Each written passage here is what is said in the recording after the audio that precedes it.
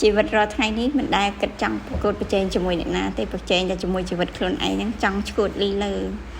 ជាពិសេសប្រជែងជាមួយកូនពូជករណាហ្នឹងចាគឺចង់លីលើម្ដងមកកាលហើយថ្ងៃនេះខ្ញុំក្រោកចាពីព្រឹកចាម៉ោង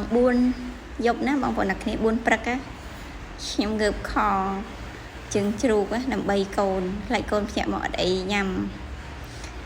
ចាគឺថាតសួរសាហាវបងប្អូនអ្នកគ្នាគិតមើលទៅងើបម៉ោង4ធ្វើម្ហូបហើយលក្ខណៈថាដោយសារត្រឡប់ខ្លួនបងប្អូនកាលណាគេចិត្តចូលរៀនហើយហ៎អីគេចិត្តចូលរៀនហើយទៅពេលអញ្ចឹងយើងត្រឡប់ខ្លួនក្រោកម៉ោង4ព្រឹកធ្វើម្ហូបឲ្យកូនញ៉ាំពេលព្រឹកអញ្ចឹងណាខ្ចប់បាយកូនទៅរៀនចានារីរឹងមាំចាខោបងទីនេះអស់13000ញ៉ាំបាន2ថ្ងៃ